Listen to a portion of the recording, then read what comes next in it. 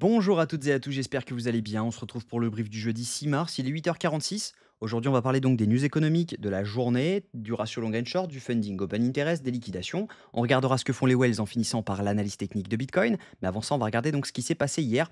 Donc hier, on a eu pas mal de choses, hein. On a eu donc ce call d'abord sur un short. Donc on avait eu un setup vraiment intéressant là-dessus. Il me semble que je l'ai call. Je vais regarder l'heure du call. Donc on était sur, hop, juste ici, donc je les call à 13h48. Donc c'est pas exactement ça, donc 13h48, voilà, je les call ici.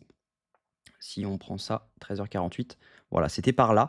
Donc le but était tout simplement de venir chercher donc, un short, donc avec ces différents TP, hein, vous le voyez, j'ai donné exactement, ce que je disais, enfin ce que je faisais. Donc, le but était, tout simplement de venir chercher donc ces différents TP. On a actuellement ouvert un autre short, mais voilà, le short était assez clean parce qu'en fait, le but était de venir chercher donc cet OB, en H1. Donc quand on se met en H1, hop, on avait cet OB juste ici. Le but, c'était de venir chercher celui-ci et derrière être rejeté parce qu'on avait énormément de personnes qui étaient en train d'ouvrir du long.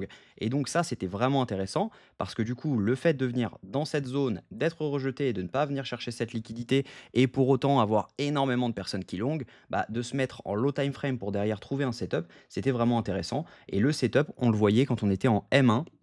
En fait, au moment où on était là, on voit que ici, on valide un changement de tendance. Juste là, hop, je vais prendre le stylo.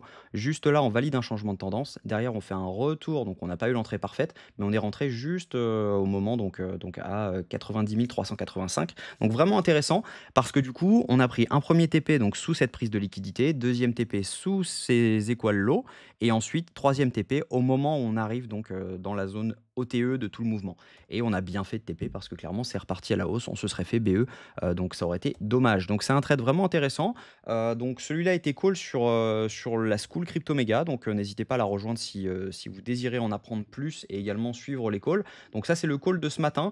On est venu chercher donc le dernier OB H1 avant de passer haussier daily. Donc là, c'est le dernier OB qu'on a juste ici. Après, une fois qu'on passera cette zone, bah, on passera complètement haussier daily. Si on vient chercher cette zone, ce sera pour venir chercher donc les 96 000 $. Donc pour le moment, on se fait rejeter. Je pense qu'on peut prendre un premier TP dans cette zone-ci entre les 90 572 et les 90 027. Mais voilà, on va voir en tout cas, tant que les datas sont bonnes, en tout cas, on gardera ce short. Donc pour l'instant, j'ai un biais baissier sur la journée. Donc si jamais vous souhaitez rejoindre la school, je vous mets le lien en description de cette vidéo. Vous avez juste à cliquer sur Join et vous choisissez donc la formule que vous souhaitez. Autrement, il y a également le Discord public qui est complètement gratuit sur lequel je vais donner donc des analyses plutôt daily, donc les biais donc de la journée. Je ne donnerai pas forcément les scalps, mais voilà, de l'intraday, je pense que j'en donnerai. Là, on était plutôt sur un scalp. Au niveau news économique, aujourd'hui, on a le taux de facilité de dépôt de la BCE à 14h15. À 14h15, on aura également la décision de la BCE sur les taux d'intérêt. Donc, attendez-vous à avoir pas mal de mouvements. On a également à 14h30 l'inscription hebdomadaire au chômage aux États-Unis. Donc, on risque d'avoir quand même un tout petit peu de mouvement, mais c'est demain, surtout la journée intéressante, parce que demain, on va avoir le taux de chômage à 14h30. On aura le rapport sur la politique monétaire de la Fed à 17h et un discours de Powell, président de la Fed, à 18h30. Donc clairement, demain, ça va être une journée vraiment impactante. Si on regarde donc au niveau des datas, on voit qu'il y a énormément de longs qui sont ouverts depuis 1h du matin, cette nuit. On voit qu'on a une hausse énorme de l'open interest avec une hausse des funding. Également ici, on voit qu'on a une hausse de l'open interest avec une hausse des funding. Là, on a une légère baisse, donc c'est des shorts qui sont en train de se fermer. Donc baisse de l'open interest avec une rehausse des fundings, ce qui veut dire que là, ce sont plutôt des shorts qui se ferment. Mais voilà, on a énormément de longs qui sont sous l'eau actuellement. Et je pense que si on commence à passer sous cette zone, ils seront vraiment tous sous l'eau et on pourra potentiellement aller venir les liquider. Donc sous cette zone des 89 986 $. Si on regarde les liquidations, on a du monde à venir chercher dans les 90 600 $. Donc c'est une zone dans laquelle on peut venir mécher et potentiellement rebondir.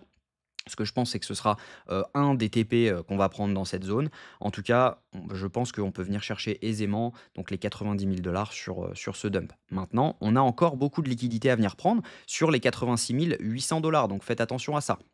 Si jamais on regarde sur 12 heures, bah, on a vraiment beaucoup de liquidités à venir prendre dans les 90 600. Et si jamais on regarde au niveau des ventes et achats, bah, on n'a pas grand-chose en or pour protéger le prix, hein, on n'a vraiment rien du tout même et par contre à la hausse, on a eu, ces ordres de vente qui nous attendent donc clairement ça va être compliqué de les passer. Donc si on regarde ensuite ce que font les Wells actuellement sont en train d'acheter, les micro Wells également, alors que les retails, eux, sont en train de vendre doucement. Là, hein, on est sur un bug juste ici, hein, mais si jamais vous regardez le ratio juste avant, on est sur plutôt du delta positif. Donc clairement, voilà, on peut potentiellement avoir posé un bottom ici, donc simplement venir chercher donc les liquidités, dans l'idée ici pour derrière pouvoir potentiellement repartir. Donc techniquement, ça serait vraiment intéressant de venir chercher cet OB M15 qu'on a juste ici parce que ça représenterait également la zone OTE. Donc je vais retirer ça pour que ce soit plus clean, on n'en a pas besoin, ça également et ça également. Donc voilà, pour que ce soit plus clean, on a vraiment des chances, à mon avis, de venir chercher cet order block juste là, parce que voilà, il y a des liquidités à venir prendre donc jusqu'en dessous. On voit qu'on a cette trendline qui est en train de se former. À mon avis, on va avoir un rebond dessus. Donc ça sera intéressant. En tout cas, ce qui est sûr, c'est que bah, cet OB, il tombe avec la zone OTE, logiquement. Donc si jamais on la met juste là, voilà, ça tombe parfaitement avec la zone OTE. Donc ça donne pas mal de biais pour pouvoir long dans cette zone.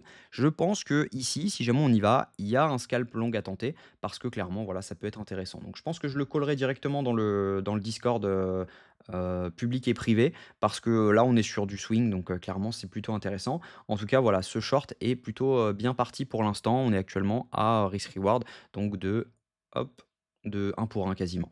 Donc voilà, pour le moment, il part bien. En tout cas, j'espère que cette vidéo vous a plu. Si c'est le cas, je vous invite à vous abonner, à liker cette vidéo et à commenter ce que vous en pensez.